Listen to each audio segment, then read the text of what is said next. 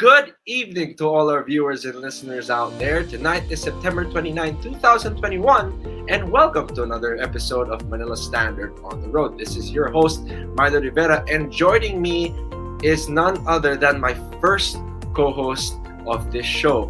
Now, saktong-sakto, we shall be celebrating our first anniversary here on Manila Standard on the Road. And to kick off our 4-episode special, we invited once again, yun nga, yung first co-host ko, none other than partner Randy Kaluwag. Randy, kamusta? Good evening.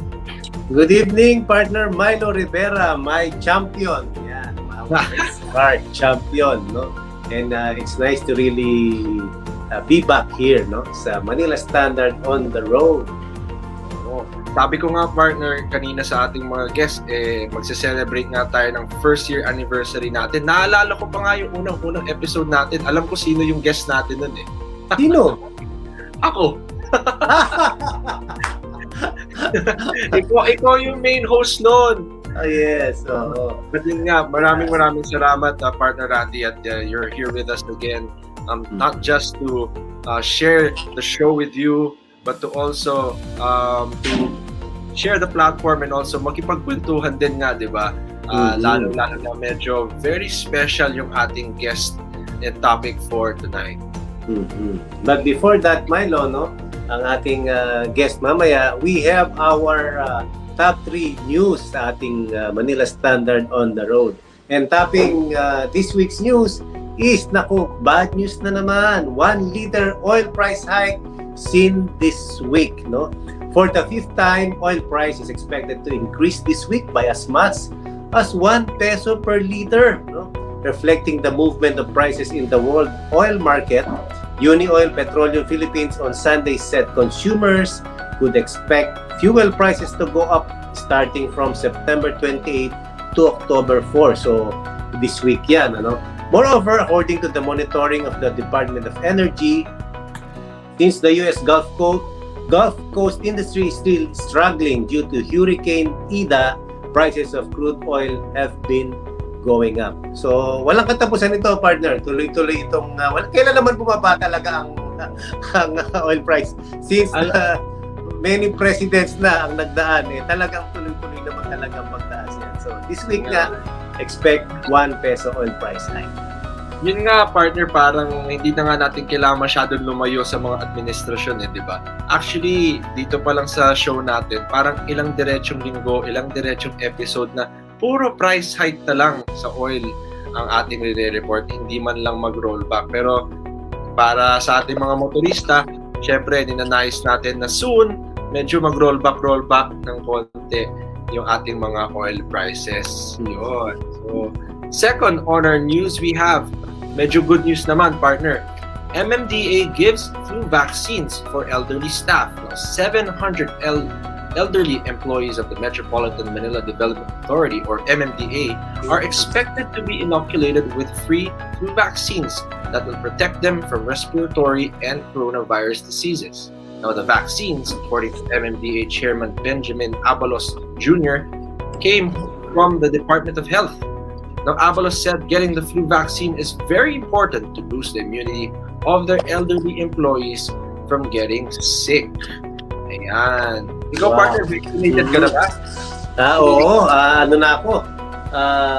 Na-vaccinate na ako. At booster na lang, no? Pero before that, kailangan lahat muna ng population natin ay mabigyan muna ng first 2 doses bago natin isipin yung booster.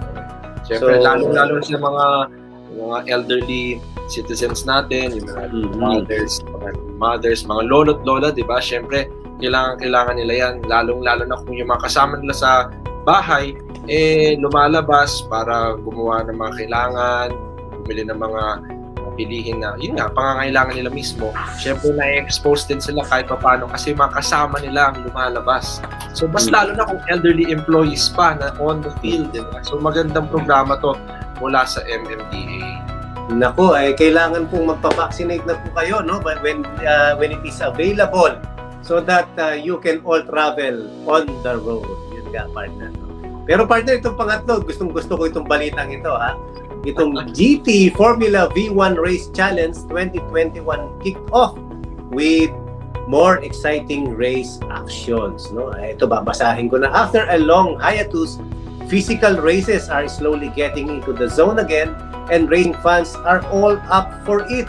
For the love of racing and motorsports, on-track racing is back via GT Formula V1 Race Challenge, which made a comeback this year, made possible by Tuason Racing. Presented by Phoenix Fuels, GT Tires, powered by PLDT Home and supported by Family Mart, Limitless, Brembo, OMP, and West Racing Cars, GT Formula V1 Race Challenge kicked off last September 25 and 26 at Clark International Speedway. Itong weekend lang na ito, no? A total of 10 racers competed in 2 classes.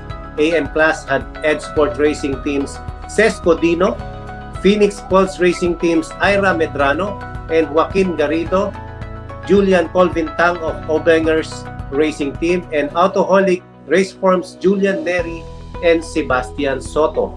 While 4 drivers competed in the Pro class, namely Graul Thule Racing's Juicy Hoyka, Obengers Racing Team's Daniel Miranda, Red Diwa of OTR Racing Team, and kilala ko ito, Milo Rivera of Front Row Racing Team. Ayan, kilala ko to, partner. Kilala mo ba ito? Hindi. In the Pro class, ito na. It was a head-to-head battle between Miranda and Rivera, with Miranda claiming wins race 1 and 2, while the 5-time national slalom racer Rivera claiming top spot on race 3. Then race 4 went to Graul Thules Racing's Juicy Hoyka after the top 2 contenders got into contact with each other after an intense battle for the lead.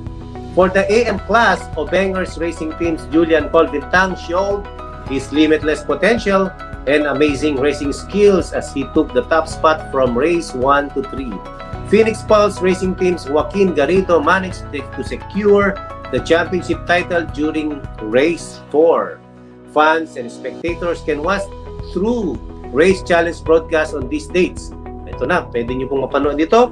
First round will be aired on October 20 and second round will be on October 27, which will be aired on Tuason Racing's Facebook page. Ayan po, Tuason Racing Facebook page po nila, October 20 for the first round and the second round on October 27. No? So, ngayon pa lang, congratulations partner, no? Abangan nila yung next week. Very special presentation ng ating anniversary month ng Manila Standard on the Road. Abangan nila, napaka-special ng guest natin next week.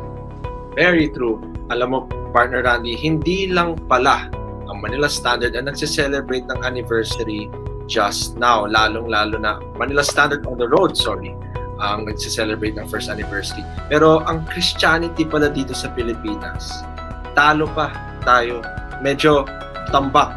500 years na pala dito sa Pilipinas ang Christianity. So, saktong-sakto ang ating guests after the break will kind of share with us ano ba yung mga pakay nila at mga programa, lalo na ginugunita natin itong celebration nga na ito.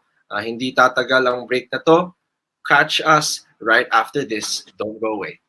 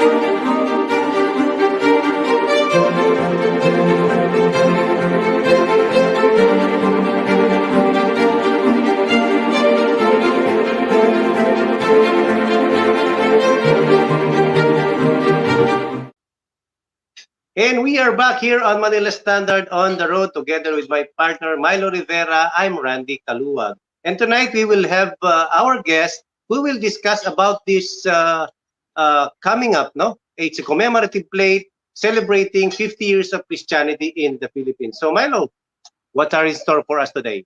Well, yun nga For partner, tonight. alam naman natin na Manila Standard on the Road, we talk about anything and everything that has to do with sharing the road. Kotse man yan, karera man yan, motor, bisikleta, lahat. So siguro yung mga ibang nating mga guests ngayon magtataka, anong kinalaman siguro ng 500 years of Christianity in the Philippines? Ang motoring, di ba? So for one, pretty straightforward, one of their fundraising projects for a good cause is for us to avail of this celebration by having commemorative plate numbers or plates nga na i-install natin sa mga kotse natin. That's one. But at the same time, part, if not a very significant amount of the proceeds from this project will go to helping the less fortunate, lalong-lalo na narinig ko, pag-usapan pa natin mamaya, meron silang parang mobile community pantry na wherein will feed our friends who are in need, and as well as providing help as well for for pretty much everything. So wag na natin patagalan ito partner. Let's call in our guests. We have Father Erwin Mendoza, the 500 YOC or Years of Christianity in the Philippines Vice President, as well as Mr. Benitzer Tenorio, the 500 YOC Marketing Director of again the project. Sir Benny, Father Erwin, Hi, good evening po. maraming Good evening. salamat po for joining us tonight. So, Sir, Father, and Sir Benny, why don't you tell us more about this? Ayan, nakikita ko sa background ni Sir Benny, no? 500 years, YOC, Years of Christianity. Parang Yes. napaka-enticing na kumuha nito for collectors, no? So, Sir Benny, Tama please. po kayo. Good evening Okay, po sa lahat. Bali, siguro po ang mag-start po niya si Father Erwin to introduce po yung ating, kung ano po yung concept, ba't po nabuo po yung 500 Years of Christianity Commemorative Plate. Father So, Erwin. good evening, everyone. Allow me to introduce myself first. I am Father Erwin Mendoza. I belong to the congregation of the Oblates of St. Joseph, OSJ. I am presently assigned here at Santuario de San Jose in East Green Hills as one of the assistant parish priests. And as you were mentioning, we have this project, the commemorative plates during this celebration of the 500 years of Christianity in the Philippines. So as we heard, as we know, 500 years na ang Christianity sa Pilipinas. It was brought to us here by the Spaniards, the Catholic faith, in 1521. And it's really a great milestone for the Catholic Church here in our country. So during one of the kwentuhan sessions of priests and former seminarians, we come up with the idea it's our 500 years of Christianity, and yet, because of the pandemic, that's the major reason, it's as if no one is aware that we are having this kind of celebration. 2012 pa lang, meron ng 9-year program yung simbahan for this beautiful event. Unfortunately, because of the pandemic, we were not able to celebrate it in a very grand way. So we were thinking, how can we make the people aware, especially Catholics, that we are in this very momentous event, in this very great milestone in our history. And then one of the priests, Father Nathaniel Mariano, who is also an OSJ, he came up with this idea of plates, the plates, the home plates, because when he was the youth director of our congregation here in the Philippines, he made that yung home plate that he distributed to the members of the Joseph Marelo youth, as we call them. And the youth, they would have to place these plates, home plates, obviously on their homes, on their gates, so that people would know that there is a JMY, a Joseph Marelo youth, living in that house. So for example, inabot ka ng gabi, nasiraan ka ng sasakyan, for example, hindi mo alam kung saan ka pwedeng humingi ng tulong, and then you saw the plate, you will not feel stranger, no, to that house, because you know there is someone there who lives as a JMY. There's a JMY living there, hindi ka maiyang lumapit sa kanya. So parang siyang a very beautiful mark that declares I am a JMY, and any JMY is welcome here. Kung ano man, if you need any help, if you need someone to talk to in that area, you know that there is a JMY. That's the idea. So sabi ni Father Nat, okay, since pandemic, hindi tayo pwedeng makapag-gather, hindi tayo pwedeng makapag-sama-sama for the meantime, why not create that plate? So that when we distribute this to people, malalaman nila, may Katolikong nakatira in that house. So a very beautiful marker, for every Catholic home. So yun ang intention. And then we came up with these 3 pillars of this commemorative home and business plates, and yun nga, now yung car plates that we made. What are those 3 pillars? Very quickly, I would like to discuss. The first one, yun nga, is to promote this celebration. That's the first pillar of this project. To make the people aware, to make as many people as possible aware that we are in this great, great milestone in our history. Whenever they see the plate, they will be reminded, they will be aware, 500 years of Christianity na nga pala. That's the first one.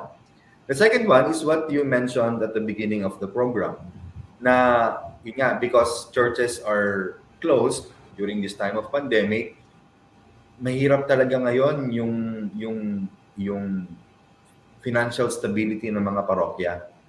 So when they acquire of the plates, they can use this as fundraising for the church projects.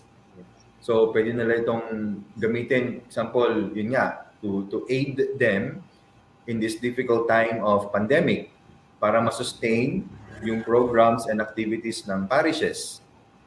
Pwede nilang gamitin ito if they have construction sa parokya, they can also use that to raise funds.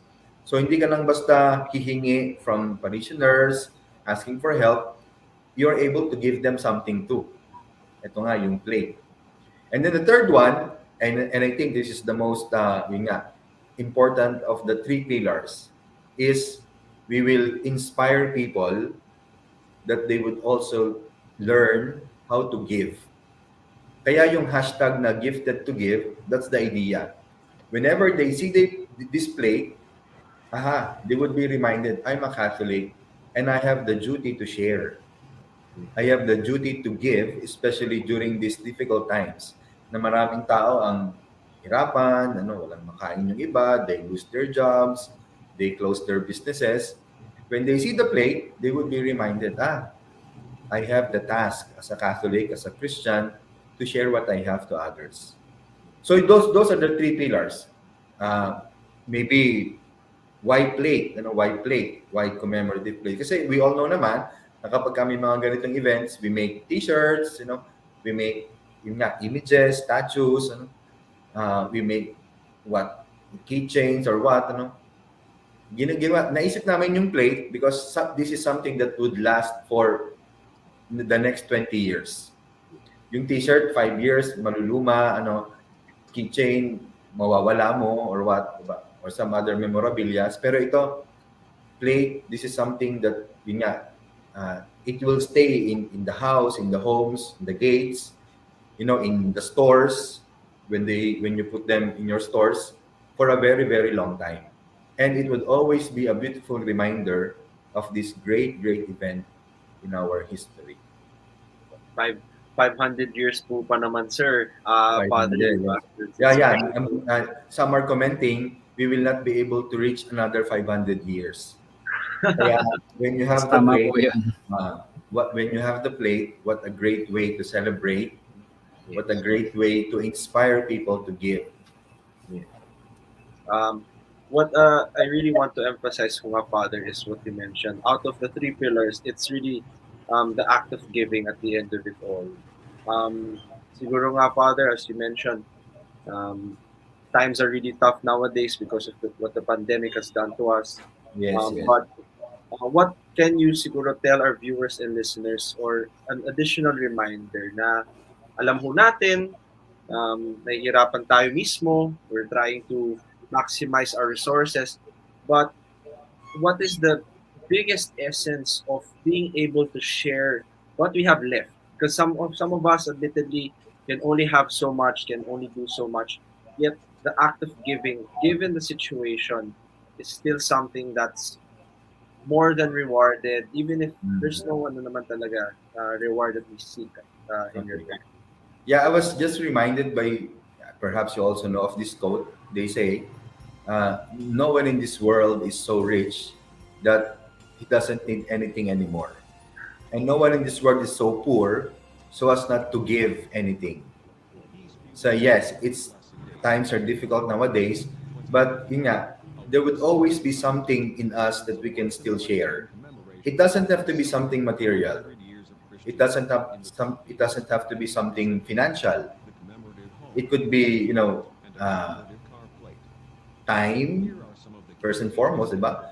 It could be your care, your attention, that you give to people. Good advices that you give to your friends. Let's also multiply this, a piece of bread, to a street boy, a drink to a vendor. There will always be something in us, no matter how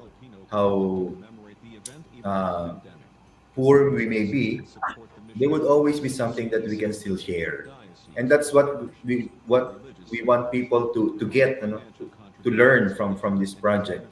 That we all, as long as we are here, it's always good to give than to receive. It's always the act of sharing, the act of giving, that really matters at the end of the day. I personally agree with that mga father. And um, I think yung pagka-selflessness din ng tao given what's going on is something we have to Mm. also emphasize. And thank you so much, Father, for enlightening our viewers and listeners, and even us, on the value of this project. But to move on, Sir Benny, as what Father Erwin mentioned, it's yun nga yung hashtag natin, gifted to give. Yung project po, what is the direct execution in terms of reminding our guests of how to give? So para meron ho kayong mga programs in addition to kung saan ho mapupunta yung pag-purchase ng mga plates na ninyo. So could you further enlighten us po as to where these proceeds to go, and paano po yung value of giving ay na-enlighten po at na-expound through this project? Yes po. So, first of all, good evening po sa lahat ng mga viewers po natin, no?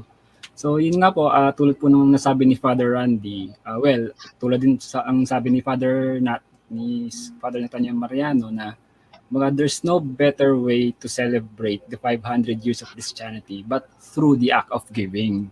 Kumbaga, imagine na lang natin ilang taon na ba tayong nabuhay, mga ilang taon na tayong humingi sa Panginoon ng mga blessings, then most probably binibigay naman niya, pero siguro this time it's about time naman na we give something from us to others. Kumbaga, a simple way of purchasing the commemorative plates.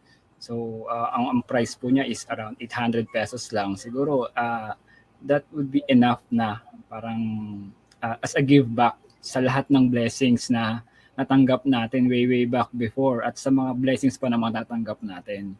So yun nga, dahil nga isa sa mga 3 pillars po nung 500 YOC Commemorative Plate Project is the hashtag gifted to give. So we try to multiply the act of giving. So unang-una, meron po kami tinatawag na caravan of giving. So the caravan of giving, it's more like the what we so-called community pantry. So you just give kung ano yung kaya mong ibigay, but instead of the stationary community pantry sa isang lugar lang, we do it on wheels. Yan, that's why it's called caravan.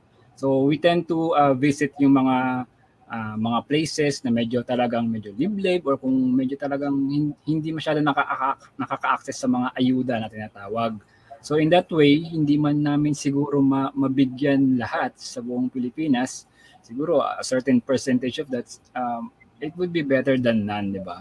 Kumaga, ang part of the proceeds nga nung nakukuha sa pinagbentahan ng commemorative plates is napupunta dito sa Caravan of Giving. Ayun, partner, kumbaga, partner Randy, parang outreach program on wheels talaga siya. No? So, saktong-sakto talaga sa episode natin dito sa Manila Standard on the Road. Yes, Partner, napakinggan ko yung mga good causes nila. Of course, being a Christian, it's a Christian initiative. So alam natin para sa good causes ito. Ngayon, tanong ko naman yung sa side ng, of course, yung mga yung mga gustong bumili, no? Ilan ang ginawa ninyong, ilan lamang ito, since ito ay commemorative and limited, ilang pieces lamang ito and paano ito ma-avail? Good evening po, Sir Andy, no? Technically, wala naman po talagang particular quantity kung ilan. The goal po talaga, syempre, the pinaka-goal po is mabigyan lahat ng Filipino Catholics po dito sa buong Pilipinas. So yun po yung goal talaga. Kumbaga, the first pillar is to spread awareness to as many Filipino Catholics as much as possible. So as long as merong gustong mag-avail, we can produce it naman po yun. So we have 2 plates po kasi talaga, no? Kagaya ng nabanggit namin, we have the commemorative home and business plates. So ito meron ako dito. This is the commemorative home and business plate. So and we also have another one, is yung sa car plates naman po. Okay, so this one is the car plate. So kung mapapansin nyo, medyo mas mahaba yung car plate than the home plates. It's the same size as the license plate of our cars. Yes, tama po. I think so this one, yung car plate po natin, yun po yung LTO certified or may authorization po from LTO that would be valid until December 31, 2022. So that's more than a year na magagamit nyo.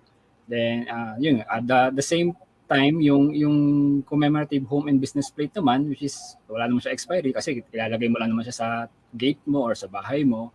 So yung dalawang plate na yun yung naging pinaka project namin, isa para sa bahay, then yung car plate para at least pag umiikot ka, at least makikita din ng ibang tao na you're celebrating the 500 years of Christianity in the Philippines. So ang car plate po natin is that's 5,800 po. Then yung home plate, kagaya nga nasabi ko kanina, is 800 pesos po. Available po siya sa ating Shopee, Lazada, and other po yung mga sa website po natin. Then kung mapapansin niyo po, kung siguro kung nakapunta na po kayo sa ibang mga parishes and mga churches, you could avail it mas mababa po sa 800 pesos. So kasi ang goal po talaga is to give yung bulk po ng quantity sa mga parishes so that they can use it para sa kanilang fundraising. Para yung mga proceeds po ng commemorative plates is pwede po nilang gamitin for their community pantries, para po sa pagpapagawa ng kanilang mga parokya. So yun po yung intention talaga na kumbaga doon kayo bumili sa mga parishes. Pero kung talagang walang masyadong simbahan malapit sa inyo at medyo ayaw mo lumabas, meron naman tayong online pero it's for 800 pesos. Kumbaga, worst case na kung talagang gusto mong avail, ayun, 800 nga lang. Pero if kung gusto mong maka-avail ng mas mababa at the same time makatulong din sa parishes mo, yan, punta ka sa church mo, definitely baka makakuha mo siya ng mas mababa. Although sa ngayon po kasi hindi pa po siya available sa lahat ng parishes nationwide. Pero the goal is with your help po, with the help of the Manila Standard and other po na mga media channels, siguro at least mapalawak po natin yung awareness ng mga tao na if ever merong parokya na magustuhan po yung proyekto na to, pwede po sila mag-avail sa amin para naman po makatulong din po sa kanila. So nationwide talaga dapat po siya, no, Sir Benny? Yes. Yes po, opo. Yun nga lang meron na rin po kaming mga mga Filipino OFWs from UK, Canada, Japan, all over the world po, may mga nag-avail na po. So, ipinaship na lang po yung through DHL kasi nga, nakita nila, since ando sila sa abroad, sabi na, ano to, once in a lifetime event to sabi niya ganun. Yung memorabilia niya, it's a once in a lifetime memorabilia. You cannot live another 500 years just to witness this event. Yes. Yun. Saktong-sakto nga. Naalala ko, partner, yung sinabi ni Father Erwin kanina, yung naging idea behind yung mga commemorative plates na to, just to signify that the person living in this house is a Catholic. So, saktong-sakto. Parang the person driving this vehicle is a Catholic. And Tama po. spreading awareness yung mga Father, di ba? Yes. So, showing the values of being a Christian or a Catholic as well. Hindi na emphasize lalo na yung giving. So, Father, ano po ba yung parang maging objectives natin as the days go on? How do we make this project or this initiative much bigger than it already is? Paano po natin siya mapapakalat sa lahat ng mga parokya nga, ng sabi ni Sir Benny a while ago, aside from the purchasing itself? Yeah, the office of this project, the office that we have in Ortigas is very much open naman for dialogue, for communications. If ever they want to avail, to purchase of this project. Kasi nga, we want to do it as nationwide as possible. We want every parish here in the country na magkaroon sila ng commemorative plates. And if I may add, dun sa car plates, which I believe is yun nga, yung mas interest of this show, yung car plates natin, so when you have it in your car, mas mobile ka. So it will reach many more places, di ba? Yeah. So mas makikita mo, mas na-spread mo yung awareness, mas napopromote mo yung event, dahil nga you're on the road, you're mobile, so you're going places. And there's more to the plate than just simply buying it and then putting it in your car. Meron tong added na may raffle siya nakasama. So once you buy the plate, you would only have to register online by scanning the QR code on the plate itself, and then you're already part of the raffle. Kaya we will understand why it's a bit pricey yung car plate. Kasi nga you will not be able to just simply put it in your car. You are entitled to one raffle ticket, one raffle coupon, and it has many exciting prizes.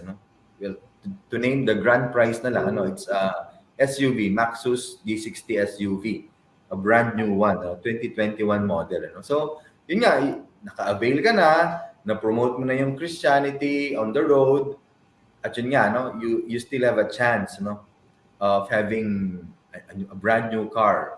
Another prizes, motorcycles, we have tablets, we have overnight stay in Diamond Hotel, we have 500 days of insurance, accident insurance, and then ito yung pinakamahalaga, pinakamagandang price, 500 days of mass intentions.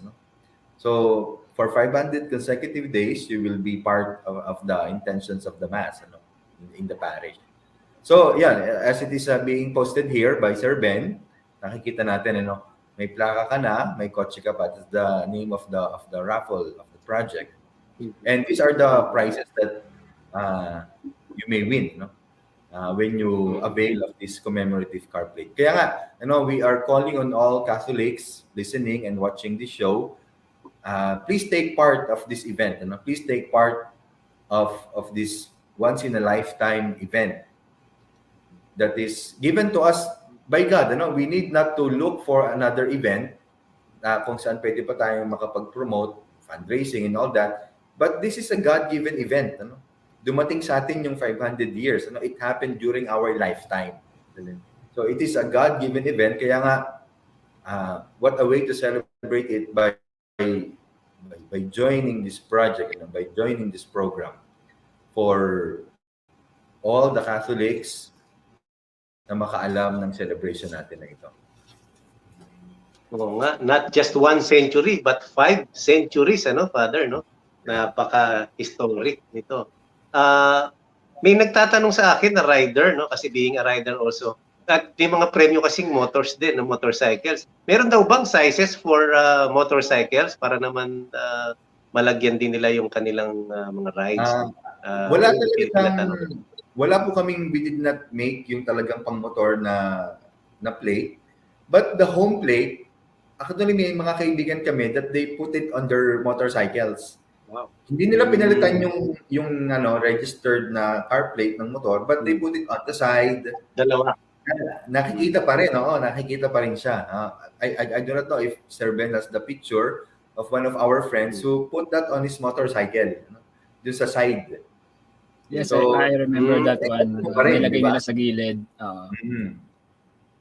So yun po, yung what we made is just for the car, for four wheels, four wheels po na plate na sasakyan yung car plates na that we made for this project. And by the way, Just one more before I turn over to Sige. Milo, no? Sir Benny, no? Paano ay kakabit ito sa car? Do they have to remove yung original plate or usually pinapatong lang magkasama? Or is it allowed as a stand-alone plate? Actually po, based on the LTO guidelines, the commemorative plate should be placed on top of the registered plate po talaga, or yung conduction plate nyo po lang kung wala pa po kayong plaka na registered. So it is on top po, ilalagay siya sa ibabaw. Hindi po siya pwedeng i-superimpose, or hindi mo pwedeng tanggalin yung regular na plate mo tapos papalitan mo ng commemorative plates. So laging sa ibabaw siya. Then ayun, if I may add din pala, no, may nagtanong din kasi sa amin before na could we customize the plates, the 500 YOC car plate? So apparently we can. So recently we have awarded these customized plates to the Olympians, the 4 medalists po natin. If I may show the plate, ito yun. Medyo malabo siya, no? So although meron pa isang nagpagawa kasi na customized plates, which is the Philippine Olympic Committee. Ayan, ito po siya. Wow. Ayan. So you can customize your plate. So ang i-retain lang is this 2 figures, itong Logo. Gifted to Give na logo, tsaka yung Philippines na logo. Ang pinakapapalitan lang yung nasa ibabaw. So ito siya. So yan ang pwede mo i-customize. Hanggang 6 characters lang, or less than 6 characters with your logo. Then, although meron siyang additional price for additional 500 pesos if you want your plate to be customized. Actually, partner, karamihan sa mga tatanungin sana natin nasagot na eh. So, medyo nabawasan yung trabaho natin for tonight. But yun nga, siguro to pretty much wrap things up po, Father Erwin and Sir Benny. Yun nga, it's a very momentous occasion. 500 years na ho. Is there anything else po na to celebrate the 500 years of Christianity, aside from the plates, aside from the caravan, meron pa po ba tayong kailangan i-look forward to, or na ininanais na i-look forward to bilang Katoliko po, lalo na 500 years and beyond ang ating simbahan dito sa Pilipinas? Yeah, so this coming April 2022, yun nga, that will be sort of closing this program, no? Pero it's at the same time, yun nga, nasabi mo, it's also a beginning, you know? It's a beginning of a new journey for us Catholics. So bilang mga Katoliko, I believe, especially in Cebu, they will have a very big celebration in April 2022, hoping and praying na sana hindi na ganito kahigpit yung with all the protocols from the government, with all the restrictions, sana hindi na. And that's something that we can look forward to, no? Yung event in April 2022, because while it is a closing, it is at the same time a beginning of something else. We are now starting our journey again towards 500 years more and beyond. So that's one thing, you know. If Also, I may add, para lang mas ma-access ng mga tao all the things that we talk about here, nag-create si Sir Ben ng websites, 500 Years of Christianity na website. And then yung Facebook page, I think si Sir Ben mas mali-discuss niya to, and other social media platforms where people can access. Kasi nowadays, talagang everyone is online. They really access everything through online. So Sir Ben? Yes, thank you po, Father Erwin. Bali, okay, we have two main accounts, main social media account. Yung unang-una po yung Facebook page po namin. That's Gifted to Give 500 YOC. Then yung website naman po natin is www.giftedtogive.com. Yan. So mas madali naman siyang tandaan. So kung may mga audience po tayo ngayon na nagtatanong kung saan po makaka-avail ng plates. So apart from the parishes po nationwide na kung meron na po sa mga parishes nyo, pwede din po dun sa ating website nga na nabanggit ko kanina. Then ayun nga, siguro ang pinaka magiging hoping ko na lang dito na ito na yung maging legacy natin for this this time, no? Kumbaga, itong 500 years of Christianity na project na to, kumbaga, ito na yung magiging pamana natin sa mga next generation na once in our lifetime, nakapag-celebrate tayo, nakapag-promote tayo, and we spread the awareness nung celebration natin. A once in a lifetime event nga, sabi nga, is deserves a once in a lifetime commemoration. Once in a lifetime indeed. So ayan, mga nanonood at mga nakikinig, alam nyo na, syempre 500 years na pala ang Christianity dito sa Pilipinas. So, and we've heard it ourselves and Father Erwin Mendoza and Sir Benny Sir Tenorio, na yun nga, meron tayong mga commemorative plates para i-celebrate nga ang once in a lifetime na pangyayaring ito na hindi na natin siguro maabutan pa sa ating mga buhay. At yun nga, sabi nga ni Father Erwin kanina, baka din na nga umabot ng 500 pa kahit sino mabuhay eh. But nonetheless, thank you so much, Father Erwin, Sir Benny. And like I said a while ago, wag lang kayong, wag lang, don't just celebrate it, but spread it. And be part of this momentous occasion, this celebration. Hindi lang dahil baka may mapanalunan kayong kotse o motor, pero syempre, dun din sa totoong initiative ng Father Ito, to spread the character of Christian, which is of course giving to them. So before we end, Father Erwin, Sir Benny, baka meron po kayong mga parting words to share with our viewers before we end. Yeah, one final word na lang, join us, Catholics all over the Philippines and even the world, even all over the world, be part of this celebration. Be part of this project. Let's spread the good news of our Christianity, and a proud Catholic truly gives. Ayun. So maraming salamat din po Sir Milo and sa lahat po ng staff ng Manila Standard and sa lahat din po ng mga nag-avail po ng commemorative plates at sa mga mag-avail pa.